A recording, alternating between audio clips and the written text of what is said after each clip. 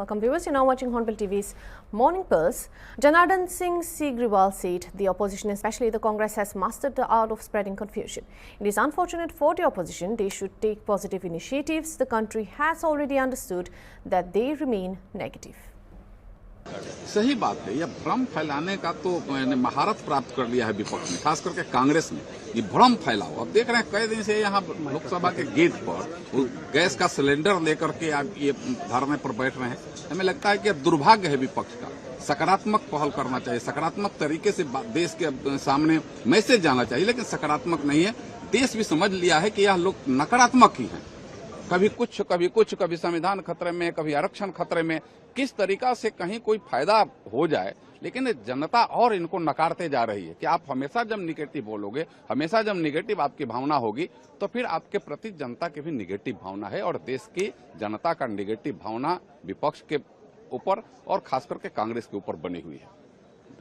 In another update, Pramod Sawant said he chaired a high-level meeting to review the gas shortage situation in the state and assess supply conditions. He announced that a new domestic LPG cylinder in Goa will now be delivered 25 days after online booking. Commercial users will receive only 20% of their required supply as per the guidelines of the Government of India, while industrial gas supply will remain suspended for now. The Chief Minister also urged pipe natural gas PNG consumers to continue using their existing connections to ease pressure on LPG supply. Goa सरकार की तरफ से आज के high level की committee यहाँ पे meeting, high level meeting अभी मैंने गैस शॉर्टेज के लिए ऑर्गेनाइज की थी। मेरे साथ में चीफ सेक्रेटरी और ऑल द ऑयल कंपनीज के HPCL, BPCL और इंडियन ऑयल, इनके सभी स्टेट हेड्स यहाँ पे मौजूद थे। हमने पूरा स्टॉक लिया है। गोवा में 25 डेज में डोमेस्टिक सिलेंडर जो मिलता है, ऑनलाइन बुकिंग पे ही सबको डोमेस्टिक सिलेंडर मिलेगा। कमर्शियल सिलेंडर पे as per the guideline of the government of India 20% ही उनको मिलेगा। अभी 80% शॉर्टेज उनका चलेगा। इंडस्ट्रियल जो गैस है वो अभी गोवा में बंद रहेगा।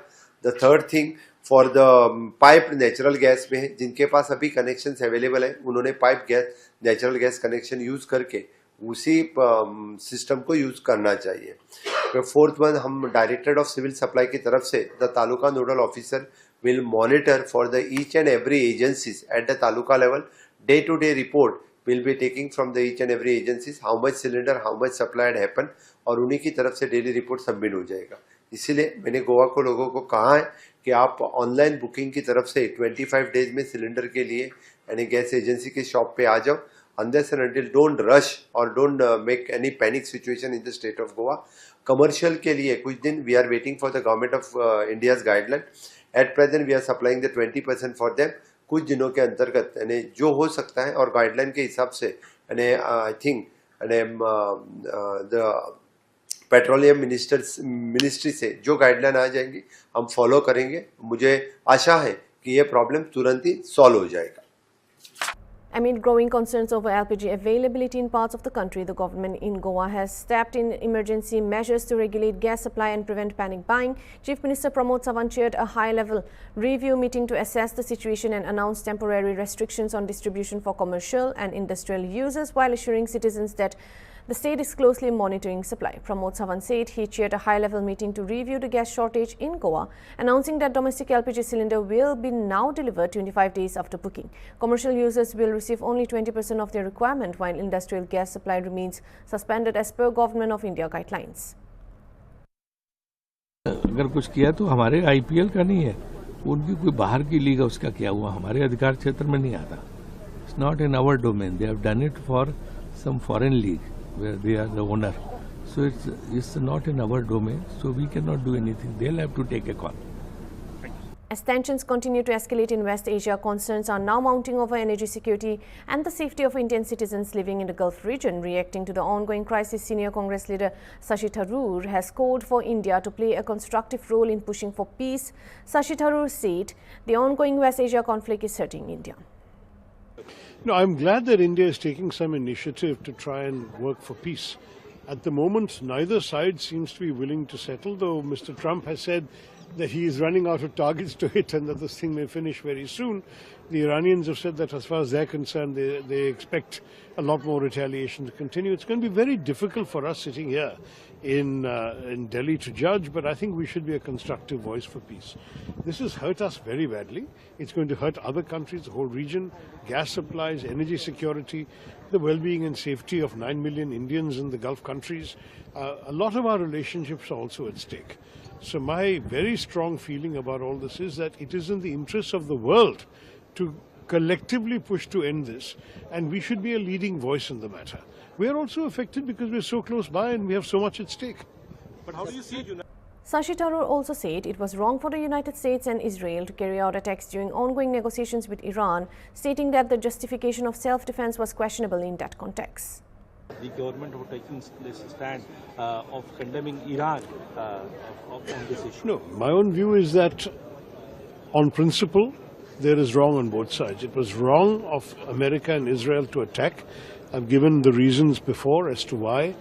Any argument of provocation is not justified, self-defense is not justified, preemptive self-defense also not justified at a time when negotiations were going on and Iran was apparently granting everything that had been demanded of it. Having said that, equally on the other side, Iran is to blame for attacking countries and not a party to the war, and in hurting innocent civilians. 2-3 Indians have also lost their lives, and they are not in any way at war with Iran. A tanker has been hit, that is a Thai flag tanker. Thailand is protesting what have we done. Many countries are feeling that both sides should stop this, because what's going on is hurting people who have absolutely no quarrel with either party. This is something which I think in many ways is pointing to the folly and pointlessness of war and conflict. As a land of Gandhiji and Mahatma Gandhi and the Buddha, I think we all know that peace and ahimsa have been a major tradition of India, and that's what we should always stand. As Gulf crisis is going on, Prime Minister Narendra Modi has a telephonic conversation with Iranian president. President's the right thing to do. He's reaching out to all sides. Our foreign minister is also speaking to his counterparts in the Gulf countries. I think India should be active. We can't just sit back passively, and I'm glad that all these efforts should be made, and our message should be consistent. This is doing damage to all sorts of countries. Please end this sooner. Whatever it may be, we can try and sit at the negotiating table, find solutions. Do not carry on like this, and we should say this to the Americans. The debate over internal reservation for SC or ST communities has intensified in Karnataka, with the opposition BJP accusing the Congress government of delaying action and creating uncertainty over the policy.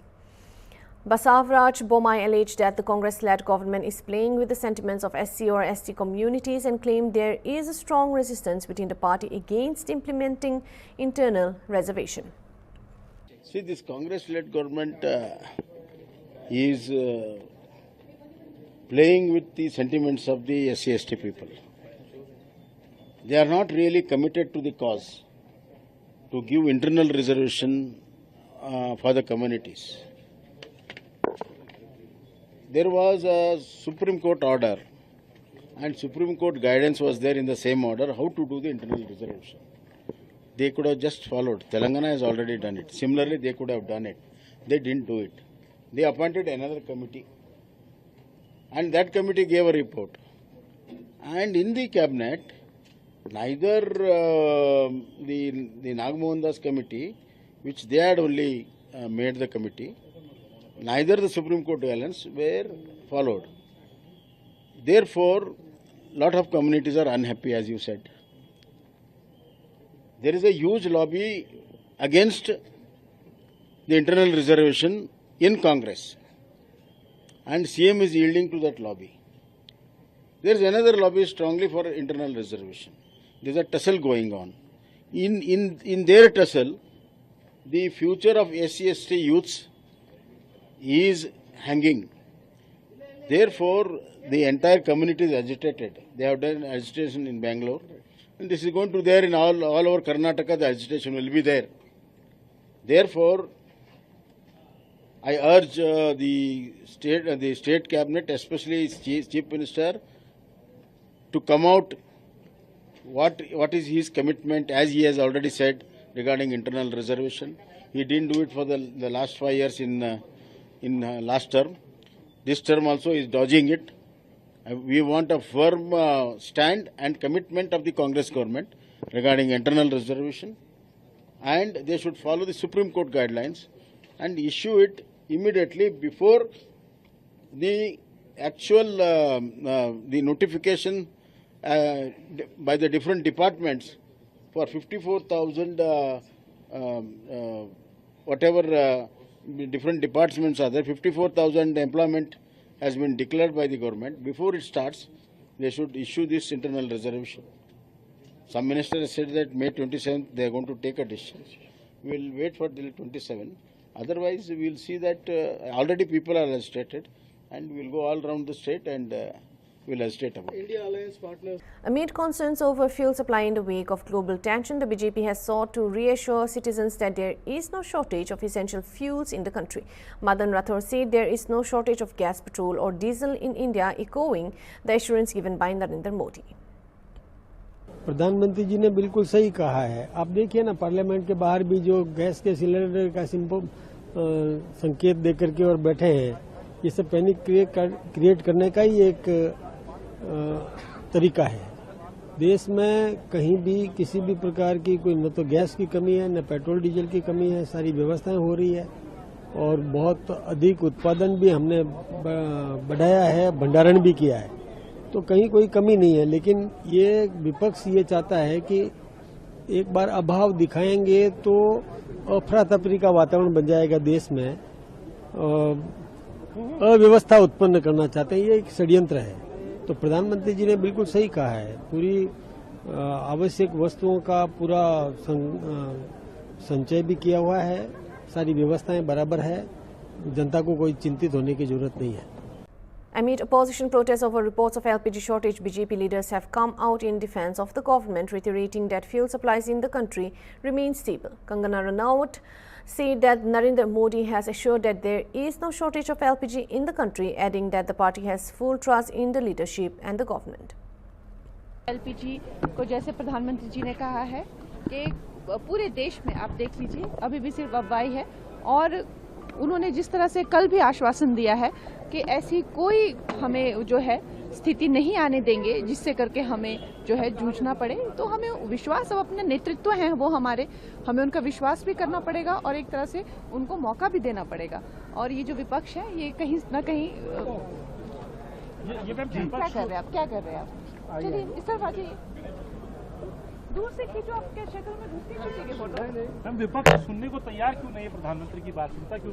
Concerns over the safety of minority communities in Bangladesh have sparked protests in the capital. Members of the Hindu community organize a demonstration highlighting alleged attacks and violence against minorities. A human chain protest was organized in front of the National Press Club in Dhaka. आज ये जातीय press club Dhaka हम यहाँ खड़े हुए हैं। इस देश में जो अल्पसंख्यक हिंदू माइनॉरिटीज की जो ऊपर जो निर्यातन निपीड़न हो रहा है, वह जो खून, बलात्कार, लूटमारी हो रहा है, उसके विरोध में हम यहाँ खड़े हुए हैं। हमें बहुत अफसोस के साथ यह कहना पड़ रहा है क्योंकि पिछले 16 साल जो आवामी लीग ने जो राज किया था, उस समय भी हमने निर्यातन निपीड़न हुई है। बीच में जो 2 साल जो इंटरिम गवर्नमेंट आया था, उस टाइम भी हिंदुओं का ऊपर काफी निर्यातन अत्याचार हुई है। अभी 13 नेशनल चुनाव में जो Bangladesh nationalist party BNP Tariq Rahman की नेतृत्व में जो सरकार गठन किया है, आज लगभग एक महीना हो रहा है, लेकिन अभी तो एक सरकार आई है देश में, लेकिन फिर भी अभी हिंदुओं का ऊपर निर्यातन, निपीड़न, टॉर्चर, अत्याचार हो ही जा रहा है।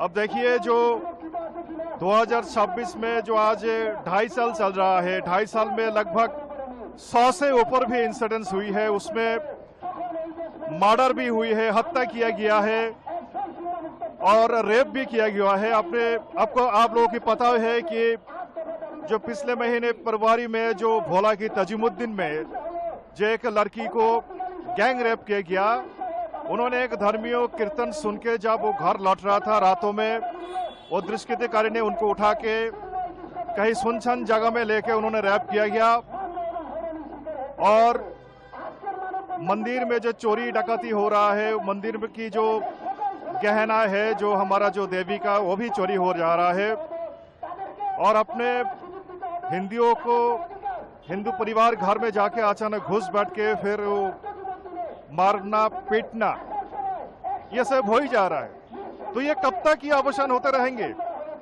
हमारा तो चाहते ही थे कि हमारा मांगे यही थे कि नया सरकार आई है, नया सरकार इस बारे में पूरी अपना कार्रवाई करेंगे, इसके खिलाफ एक्शन लेंगे, लेकिन अफसोस के साथ कहना पड़ रहा है क्योंकि इसका कोई भी एक्शन नहीं हुआ आज तक।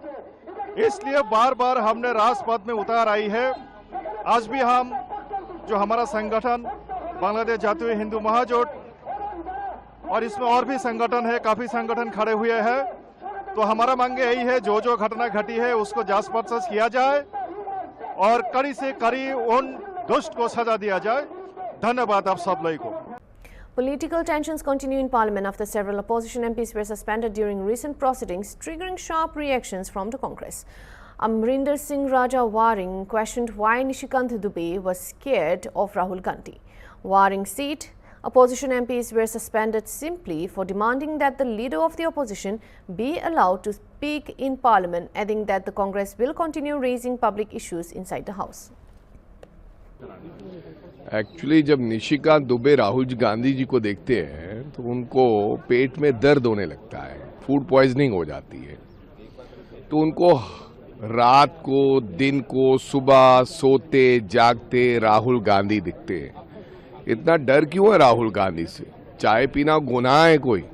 अंदर पी लो, जब सीढ़ियों पर पी लो। जब हमें बाहर निकाल रखा है आप लोगों ने, और आज 20 दिन हो गए सेशन चलते हुए, तो हम 20 दिन से बाहर है। क्या आपको कोई शर्म नहीं आती है? हमें से खाते हो कि आप चाय पीने पे ये कैंटीन है, फला है। चाय पीना गुनाह है तो बता दीजिए।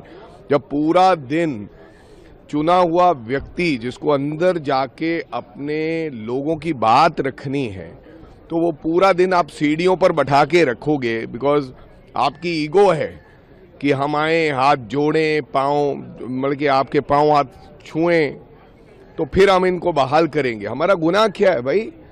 हमारा गुनाह ये है कि एलओपी को बोलने नहीं दिया जा रहा था कि एलओपी देश के मुद्दों पे चर्चा करनी चाहते थे, तो हमने बोला कि बोलने दीजिए, वेल में आए, चिल्लाए, तो आपने हमें सस्पेंड कर दिया। अब 1 दिन हो गया, 2 दिन हो गया, हम कोई स्कूल में पढ़ने वाले विद्यार्थी तो नहीं है, और उनको भी जो टीचर होता है वो सजा देता है 1 दिन की, 2 दिन की, और फिर छोड़ देता है। तो निशिकांत दुबे साहेब, ये सदन किसी के बाप का नहीं है, ये सदन हम सबका है।